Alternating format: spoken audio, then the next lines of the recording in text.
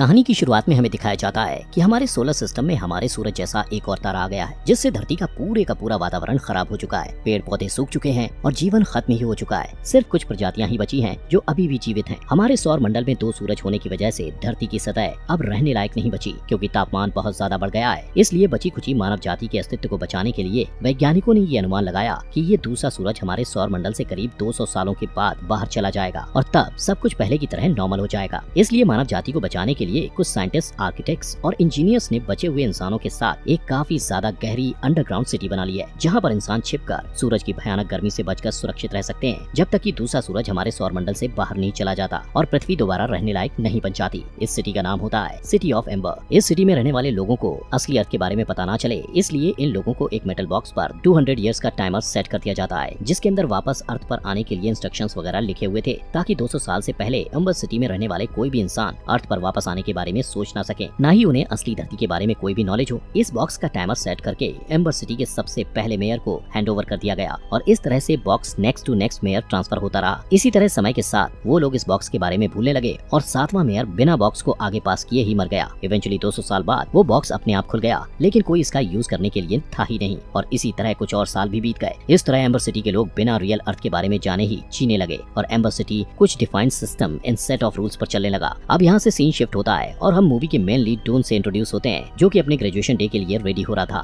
जिसे यहाँ assignment day के नाम से जाना जाता है। डून अपने डैड से कहता है कि वो आगे चलकर साइंस लेना चाहता है, क्योंकि एम्बर सिटी के पास पावर का सोर्स सिर्फ एक जनरेटर ही है, जो कि धीरे धीरे पुराना होता जा रहा है और अब उसे रिपेयर करने की जरूरत है। वो अपने डैड से ये भी कहता है कि मैं बाकी लोगों की तरह हाथ पर हाथ रखकर नहीं बैठ सकता। इसके बाद सीन शिफ्ट होकर मूवी की फीमेल लीड लीना पर आता है, जो कि असाइनमेंट डे के लिए लेट हो गई थी। यहाँ हम देखते हैं कि असाइनमेंट डे के दिन मेयर एक लॉटरी के माध्यम से डिसाइड कर रहे थे कि किसे कौन सा काम दिया जाएगा। लॉटरी से चिट्स निकलती हैं और ठीक उसका उल्टा होता है जैसा लीना और डून चाहते थे। लीना, जो कि एक मैसेंजर का काम करना चाहती थी, उसे पाइप वर्क यानी रिपेयरिंग का काम मिल जाता है और वहीं डून, जो कि रिपेयरिंग का काम करना चाहता था, उसे मैसेंजर का काम मिल जाता है, जिससे दोनों ही लोग बहुत नाखुश हो जाते हैं। वेल, इसके बाद उन दोनों के पास और कोई चारा नहीं होता, तो वो दोनों चुपके से अपनी चिट्स एक्सचेंज कर लेते हैं और इस तरह से उन दोनों को अपना अपना मनपसंद काम करने को मिल जाता है। रात को लीना अपनी यंग सिस्टर को हर दिन की तरह सुलाने से पहले एक रिकॉर्डिंग सुनाती है, जो कि उसके डैड की किसी बोरो नाम के आदमी के साथ हुई कॉल्स पर हुई बात की रिकॉर्डिंग थी। रिकॉर्डिंग के एंड में हमें बोरो की आवाज सुनाई देती है, जहाँ ये साफ था कि किसी चीज को लेकर बोरो ने अपना इरादा बदल दिया था और अब वो उसके लिए रेडी था।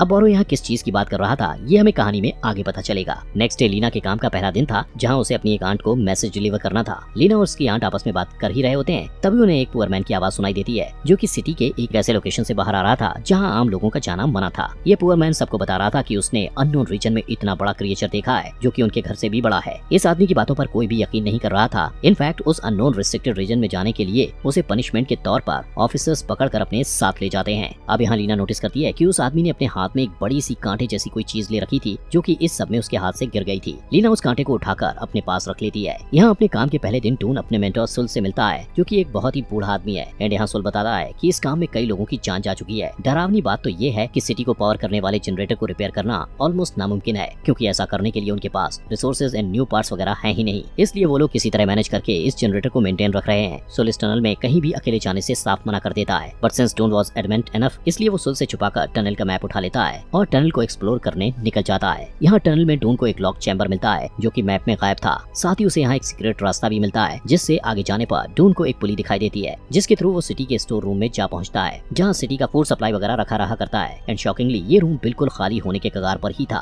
विच मीन्स कि जल्द ही सिटी का फूड सप्लाई खत्म होने वाला था। तभी यहाँ इस रूम का गार्ड आ जाता है, जो कि डून को यहाँ से निकाल देता है। इसके कुछ टाइम बाद ही सिटी में पावर कट हो जाता है और इस बार ये कट काफी देर के लिए होता है, जिसे इंजीनियर्स किसी तरह टेम्परेरी रिपेयर कर देते हैं। लेकिन अब क्योंकि इस बार ये कट काफी लंबे समय के लिए हो गया था, इसलिए लोगों में डर का माहौल बना हुआ था। लीना अपनी ग्रैनी और उसकी छोटी बहन का हाल चाल लेने उनके पास पहुंचती है, जहां उसकी ग्रैनी उसे देखकर उसे कुछ बताने की कोशिश करने लगती है, सेइंग दैट कि उसके ग्रेट ग्रैंडफादर, जो कि इस सिटी के कभी मेयर रह चुके थे, उन्होंने घर में एक चीज रखी हुई है। एंड जब लीना खोजती है तो उसे वही मेटल बॉक्स मिलता है, लेकिन उसे इसका कोई यूज समझ नहीं आ रहा था और ग्रैनी को भी इसके बारे में कुछ खास नहीं पता था। खैर, इसके बाद लीना घर के काम में लग जाती है, जिसके बाद स्टोर रूम का गार्ड यहाँ लीना को सिटी के मेयर तक एक मैसेज पहुंचाने के लिए बोलता है। मैसेज को लेकर लीना मेयर के ऑफिस जाती है, जहाँ उसे हॉल में अब तक के सभी मेयर्स की बड़ी बड़ी पोर्ट्रेट्स लगी हुई दिखती हैं। इन्हीं में से एक उसके खुद के ग्रेट ग्रैंडफादर की थी और इन पोर्ट्रेट्स में मेयर के पास वही मेटल बॉक्स था, जो कि अभी कुछ समय पहले लीना को अपने घर में मिला था। नेक्स्ट सीन में जब लीना मैसेज को लेकर मेयर के ऑफिस में खड़ी होती है, तब वो उनके ड्रॉअर में कई सारे टिन कैंस देखती है, जिसे मेयर छिपाने की कोशिश करने लगते हैं। इसके बाद जब लीना उस स्टोर रूम के गार्ड को बताने जाती है कि उसने मैसेज डिलीवर कर दिया है, तब वो देखती है कि गार्ड किसी आदमी से बात कर रहा रहा था, जहाँ वो कह रहा था कि जल्द ही वो जाने वाला है। इससे पहले कि लीना को समझ पाती कि वो किस बारे में बात कर रहे हैं, गार्ड लीना को नोटिस कर लेता है और उसे अपने काम से काम रखने के लिए बोलता है। दूसरी तरफ हम डून को देखते हैं, जो कि लीना से मिला वो कांटा अपने डैड को दिखा रहा होता है, जहाँ डून एक ड्राइंग को देखकर श्योर हो जाता है कि ये किसी बेटल का हिस्सा है, लेकिन उसे ये समझ नहीं आ रहा था कि ये कांटा इतना बड़ा कैसे है। डून के डैड उसे इन सब चीजों में ना पड़ने के लिए कहते हैं। सीन शिफ्ट होकर लीना पर आता है, जो कि घर वापस आकर वही मेटल बॉक्स ओपन करती है, जहाँ उसे इसके अंदर से कुछ पेपर पीसेस मिलते हैं, जिन्हें अरेंज करने पर कुछ इंस्ट्रक्शन सामने आ रहे थे। इस बीच हमें कुछ सीन्स में ये भी दिखाया जाता है कि सिटी की हालत दिन ब दिन और खराब होने लग गई थी। पावर कट्स और फ्रीक्वेंट हो गए थे, मेडिसिन की शॉर्टेज होने लगी थी एंड खाने की कमी भी हो गई थी। लीना फिर से उस मेटल बॉक्स को ओपन करती है और इस बार सभी पेपर पीसेस को मिलाकर उस मैसेज को पढ़ने की कोशिश करती है और इसे ले जाकर डून को दिखाती है, जो कि इसे देखते ही एक क्लू समझ जाता है। और यहाँ से वो दोनों लाइब्रेरी की तरफ चल देते हैं, जहाँ एक सीक्रेट कंपार्टमेंट से उन्हें एक और बड़ी सी बुक मिलती है, जिसमें वो एग्जैक्ट सेम इंस्ट्रक्शंस लिखे हुए थे जैसे कि लीना को उस मेटल बॉक्स से मिले थे। तभी यहाँ लाइब्रेरी का गार्ड आ जाता है, जिससे छिपते छिपाते वो दोनों डून के घर आ जाते हैं और यहाँ इंस्ट्रक्शंस को पढ़कर डून को रियलाइज होता है कि इस सब का रिलेशन मैप में इरेज्ड उस रूम से जरूर है। वो दोनों टनल के उस सीक्रेट रूम की तरफ जाते हैं, जहाँ उन्हें एक आदमी दिखता है, जो कि उन्हें देखते ही लिम्प करता हुआ यहाँ से भाग जाता है और इसी बीच उसके हाथ से कुछ फूड आइटम्स के पैकेट्स गिर जाते हैं, जिन्हें देखकर लीना और डून को समझ नहीं आता कि ये एक्सपेंसिव फूड आइटम्स आए कहाँ से, क्योंकि सिटी में तो फूड आइटम्स की शॉर्टेज चल रही है। पर इससे पहले कि ये दोनों कुछ और सोच पाते, तभी इनके सामने एक मोल जैसा ह्यूमन साइज क्रिएचर अपीयर हो जाता है, जिससे दोनों किसी तरह बचकर स्टोर रूम में जाकर छुप जाते हैं। यहाँ लीना को डून के हेलमेट पर अपने फादर का नाम एश लिखा हुआ दिखाई देता है और यहाँ लीना को पहली बार पता चलता है कि उसके डैड की मौत यहाँ डूबकर हो गई थी। लीना इस हेलमेट को लेकर अपनी आंट के पास जाती है, जहाँ उसे एक और बड़ा सीक्रेट पता चलता है कि दरअसल उसके डैड को भी अपनी जवानी के दिनों में ये समझ आ गया था कि एम्बर सिटी जल्द ही खत्म होने वाली है। यहाँ से बाहर निकलने के लिए एक जगह खुदाई स्टार्ट करती थी, लेकिन वो सुरंग से ऐसी जगह पर निकले जहाँ उनकी डूबकर मौत हो गई। जब लीना अपने घर वापस लौट रही थी, तब उसे रास्ते में अपनी फ्रेंड लिजी दिखाई देती है, जो कि कुछ एक्सपेंसिव फूड आइटम्स कैरी करके ले जा रही थी। लीना जब उससे पूछती है, तब लिजी रिवील कर देती है कि ये सब उसे स्टोर रूम के गार्ड ने दिया है एंड कोइंसिडेंटली तभी यहाँ स्टोर रूम का गार्ड आ जाता है, जो कि लिम्प कर रहा था और उसे देखकर लीना समझ जाती है कि कल रात उन्होंने जिस आदमी को ऐसे लिम्प करते हुए देखा था वो यही था। इसके बाद नेक्स्ट सीन में लीना डून के साथ टनल के उसी रूम 351 में पहुंच जाती है, जहां उन दोनों को पता चलता है कि यहाँ मेयर ने अपने लिए सारे ऐशो आराम का सामान इकट्ठा कर रखा था और सिटी के लोगों को लिमिटेड सप्लाई पर मरने के लिए छोड़ दिया था और इसलिए लास्ट टाइम उसे मेयर के ड्रॉअर में खाने के कैंस दिखाई दिए थे। इसके बाद वो दोनों यहाँ से निकल जाते हैं और लीना के घर जाते हैं, जहाँ लीना जब अपनी यंगर सिस्टर को सुलाने के लिए अपने डैड की रिकॉर्डिंग प्ले करती है, तब डून नोटिस करता है कि उस रिकॉर्डिंग में जो बोरो नाम का व्यक्ति बोल रहा था, दरअसल वो कोई और नहीं उसके ही डैड की आवाज थी। और यहाँ हमें पता चलता है कि डून के डैड का पूरा नाम ही लॉरेंस बैरो हैरो है, विच मीन्स कि लीना के डैड के साथ साथ डून के डैड भी इस सिटी से बाहर जाने की खोज में शामिल थे। अब यहाँ हमें समझ आ जाता है कि स्टार्टिंग से ही डून के डैड उसे इन सब चीजों से दूर रहने के लिए क्यों कहा करते थे, क्योंकि वो नहीं चाहते थे कि लीना के डैड की तरह ही डून भी अपने जुनून के चक्कर में जान गंवा दे। डून अपने डैड को कन्फ्रंट करने पहुंचता है, जहाँ उसे अपने डैड से सब सच पता चल जाता है कि वो लोग कहाँ से और कैसे बाहर जाने का ट्राई कर चुके थे। यहाँ दूसरी तरफ लीना मेयर की पोल खोलने के लिए उसकी शिकायत ऑफिशियल से करने के लिए चली जाती है, लेकिन उसे ये नहीं पता था कि ये सभी लोग इसमें मिले हुए थे। वो ऑफिशियल्स पकड़कर लीना को मेयर के सामने ही ले जाते हैं, जहाँ लीना मेयर के नेक में एक बैज नोटिस करती है, जो कि एग्जैक्ट वैसा ही था जैसा उसने मेटल बॉक्स में देखा था।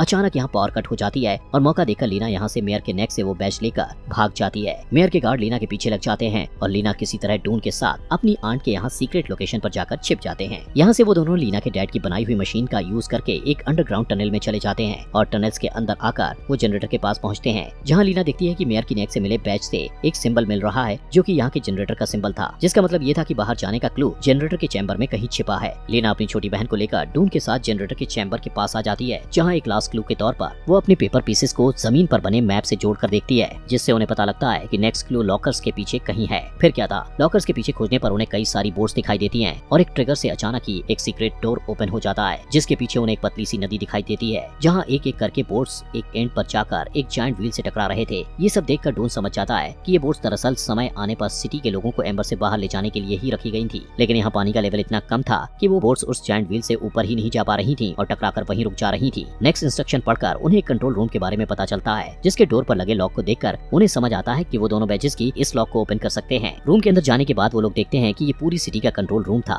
नेक्स्ट सेट ऑफ इंस्ट्रक्शंस को फॉलो करने पर वो लोग गियर्स को स्टार्ट कर देते हैं, जिससे वो जायंट व्हील मूव करने लगते हैं। इससे वाटर लेवल ऊपर होने लगता है, लेकिन तभी अचानक ही वो व्हील रुक जाते हैं। अब यहाँ होता यह है कि सडन सर्ज ऑफ एनर्जी की वजह से सिटी में सभी लैंप्स वगैरह फूटने लगते हैं और सिटी में पानी भरने लगता है, जिससे मेयर डर जाता है और भागकर फूड स्टोरेज रूम में जाकर छिप जाता है। बट यहाँ वो मोल मौजूद था एंड वी ऑल नो कि आगे उसके साथ क्या हुआ होगा। खैर, यहाँ सुल कंट्रोल रूम से डून और लीना की मदद की पुकार को सुन लेता है और व्हील के गियर को खुद रिपेयर करने में लग जाता है, जिससे फाइनली व्हील मूव करने लगते हैं और डून, लीना और उसकी सिस्टर यहाँ से एक बोट में बैठ बैठकर बाहर निकल जाते हैं। यहाँ से बाहर वो लोग एक बड़ी सी गुफा जैसी जगह पर आते हैं जहाँ उन्हें बहुत ऊंचाई से रोशनी आती दिखाई देती है। वो दोनों ऊपर जाते हैं और तभी सवेरा होता है, जिससे वो प्रकृति की सुंदरता देखते हैं और उन्हें रियलाइज हो जाता है कि अर्थ अब वापस रहने लायक हो चुकी है। यहाँ उन्हें एक बग दिखाई देता है, जिसे फॉलो करते हुए वो दोनों एक खाई के पास पहुँचते हैं, जिससे नीचे एम्बर सिटी साफ नजर आ रही थी। वो लोग अपने मैसेज और वहाँ से बाहर आने के इंस्ट्रक्शंस को एक स्टोन पीस से बांधकर नीचे फेंक देते हैं, जो कि कोइंसिडेंटली डून के डैड को मिलता है, जो उसे देखकर समझ जाते हैं कि लीना और डून ने एग्जिट ढूंढ निकाला है। और इसी के साथ ये अमेजिंग मूवी खत्म हो जाती है।